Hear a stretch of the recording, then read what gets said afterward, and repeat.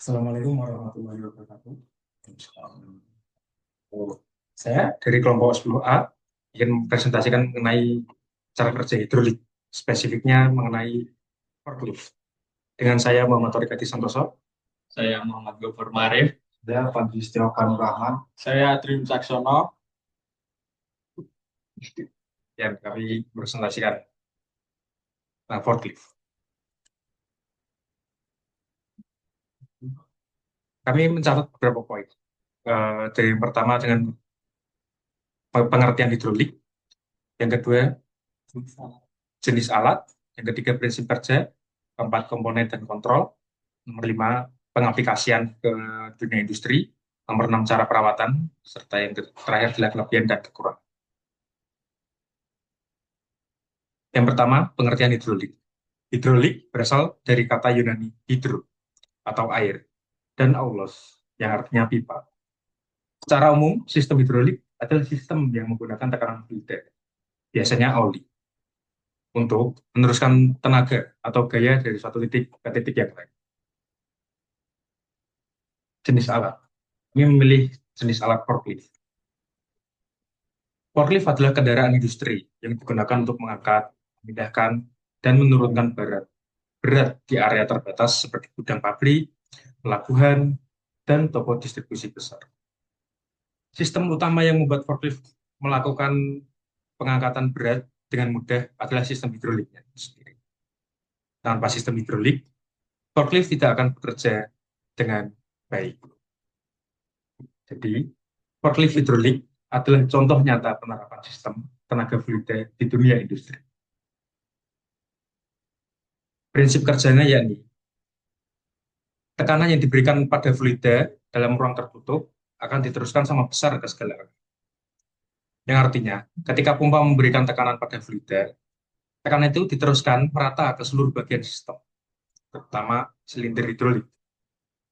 Akibatnya, piston dalam silinder terdorong ke atas dan menghasilkan gaya pada garpu.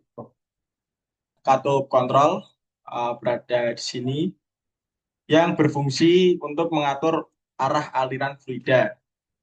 Dan selanjutnya ada silinder hidrolik yang terdiri dari leaf cylinder dan inner cylinder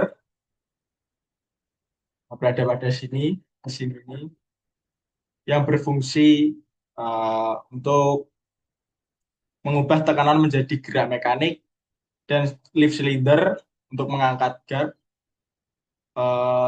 tilt cylinder untuk memiringkan tiang ke depan atau ke belakang.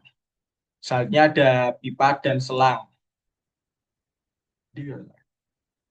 Beda pada sini, selang atau pipa hidrolik yang berfungsi menyalurkan fluida ke seluruh sistem.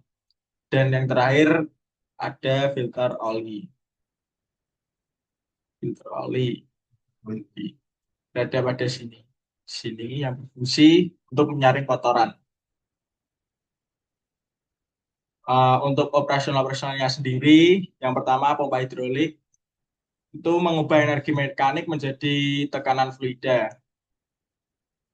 Lalu tangki oli beroperasional, oli disedot oleh pompa lalu kembali ke tangki setelah digunakan. Selanjutnya katup kontrol itu digerakkan oleh operator naik, turun, dan memiringkan garpu. Untuk silinder hidrolik yaitu uh, uh, untuk menekan oli, mendorong piston naik turun. Untuk pipa dan selang beroperasi harus kuat dan kedap bocor. Dan terakhir filter oli untuk menjaga agar oli tetap bersih. Urutan kerja sistemnya ini ada 5.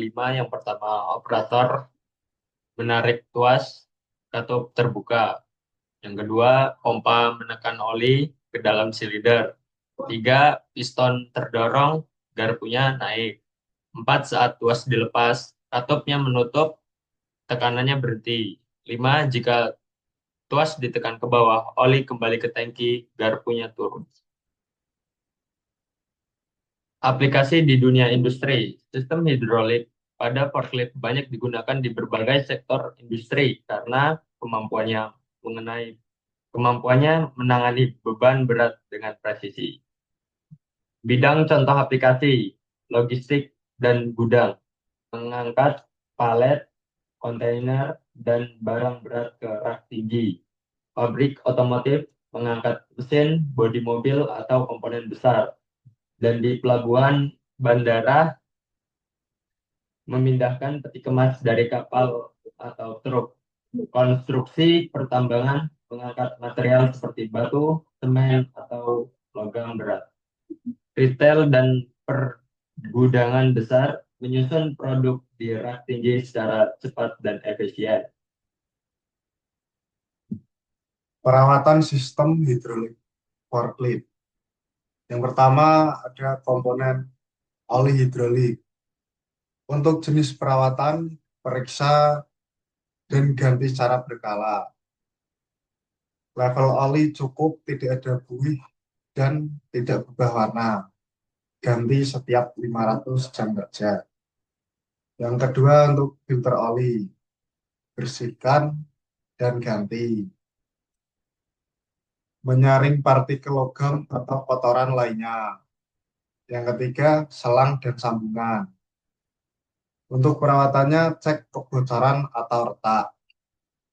Jika bocor, maka tekanan berkurang sehingga gaya angkat akan melemah. Yang keempat, katup dan pompa. Periksa tekanan kerja menggunakan pressure gauge untuk memastikan tekanan sesuai spek. Yang kelima, silinder dan seal. Periksa kebocoran fluida. Seal yang bocor harus segera diganti guna mencegah kehilangan tekanan. Keunggulannya yaitu yang pertama, menghasilkan daya besar dengan input kecil. Yang kedua, gerakan halus dan mudah dikontrol. Yang ketiga, aman untuk pengangkutan barang berat.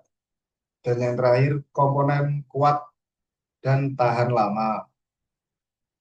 Kelemahan, yang pertama, resiko kebocoran. Selanjutnya, perlu perawatan rutin dan tidak efisien di suhu ekstrim. Yang terakhir, biaya perbaikan relatif mahal. Kesimpulan, sistem hidrolik pada forklift merupakan salah satu contoh nyata penerapan prinsip hukum Pascal dalam dunia industri.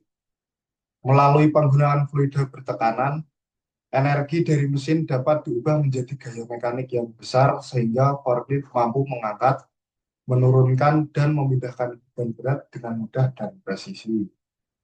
Komponen utamanya seperti pompa, katup kontrol, silinder, dan tangki oli bekerja secara terkoordinasi untuk menghasilkan gerakan yang halus dan stabil. Sistem ini banyak diaplikasikan di berbagai sektor industri seperti logistik, otomotif, pelabuhan, dan konstruksi karena efisiensinya yang tinggi. Meskipun memiliki resiko seperti kebocoran oli dan memerlukan perawatan rutin, sistem hidrolik tetap menjadi solusi andalan dalam pekerjaan pengangkatan berat karena kemampuannya memberikan tenaga besar dengan pengendalian yang sederhana dan aman. Untuk sekian presentasi dari kelompok kami 10A. Mohon maaf bila ada salah kata dan kekurangan. Sekian dari kami. Wassalamualaikum warahmatullahi wabarakatuh.